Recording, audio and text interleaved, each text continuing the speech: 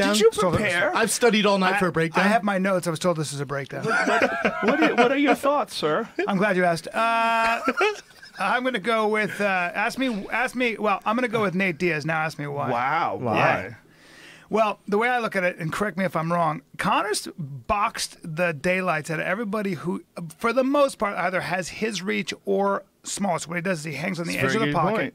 He hangs on the edge of the pocket, and he's a counterpuncher, waits till you commit, slips and hits. He's dealing with something very different with Nate, which is that Nate is longer and taller, and Nate doesn't have to do that. And I wonder what he's going to have to do is either one of two things. He's going to have to weave and get inside, or because Nate stands so, flat, I mean, sort of squares up with you, I guess he could back kick and front kick his body. But Conor doesn't kick. Like, it's not when you think, whoa, watch out for Conor's hard kicks. You know what I mean?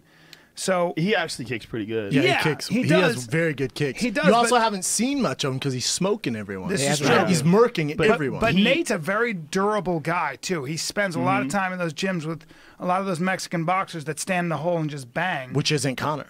It's not, but I wonder how Conor's going to actually have to change a little bit of his boxing, and I'm curious to see how he does. Well, he's only fought one guy that's tall. That's Max Holloway, and he's coincidentally the one guy that went to a decision with him. And he was also hurt in that fight. He hurt his knee in that fight.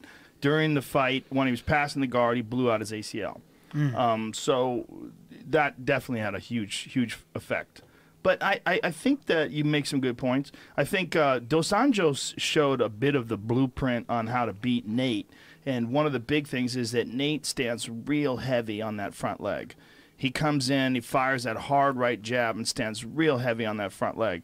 And Dos Anjos just lit that leg up. Yep. He lit his legs up. And because of that boxing-centered style, I mean, Nate will throw the occasional kick, but primarily he fights boxing when he's fighting. His boxing's very good. It is. Very sharp. He boxed up Gray Maynard. He boxed up Marcus Davis. Josh Thompson. Michael Johnson, his last fight, was one of his best fights. It's unbelievable. Josh Thompson head kicked him and knocked him out. That's right. Yeah.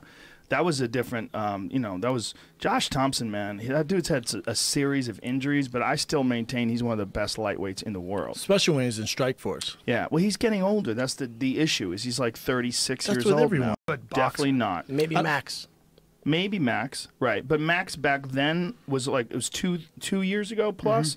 Max was not as good as he is now. Or confident. I mean, Max is on fire right now. Max Holloway's on fire. I'd like to see him and Conor fight now. Yes. That's a fight. Fuck yeah. It's coming, I think. See, well, I don't know about that, but I don't think that Conor really wants that 145 weight class anymore. I mean, he looks so big right now. Yeah, he has it. And I think at 55... fighting Dos Anjos, that's the fight at UFC 200 if he gets past Nate Diaz. It actually is kind of interesting if he gets past Nate Diaz, because it makes that fight bigger.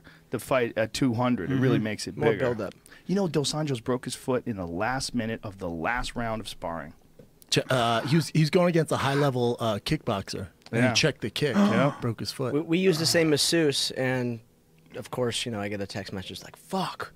This happened exactly. Last minute, last round kind of thing. That's their thing, though. At Kings, they go hard, man. That's why they're so good. Do they wear? No. Well, it's like a shin pad, so it's over it. But when you're throwing that hard and high-level kickboxer's checking it, it's tough, if you kick as hard as he does and you kick a tree, doesn't matter. You're going to fucking break your foot. It's just See, the way it is. I think we know what Nate Diaz is going to bring to the table. I think Conor knows. I think everyone in this room knows what he's going to do. We don't know what Conor's really going to do. Right. We really haven't seen all his tools, man. I think Diaz is the perfect matchup so he can showcase all his tools. Because Diaz I don't think he's going to get murked in the first round. We're going to see a lot of Conor and what he brings to the table. Well, Conor's really good at lulling you with those kicks and then stepping in with that big left hand. That left hand is just a fucking monster punch.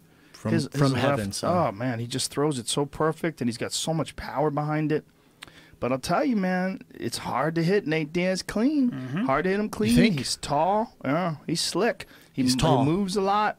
It's hard because his range is good. He's also good at ducking under shit. He's good at anticipating. He's also high here, Yeah. It could be interesting. I think, man, if Nate Diaz got to like a serious Muay Thai camp and really learned how to kick correctly and made more distance and then threw the occasional fucking takedown attempt in there. I think with a lot of these guys, one of the issues is they got a great formula and that formula is winning fights and it can carry them very far. But is it the best strategy? Like, the best strategy is the guy you're fighting that doesn't have any idea what the fuck you're about to do.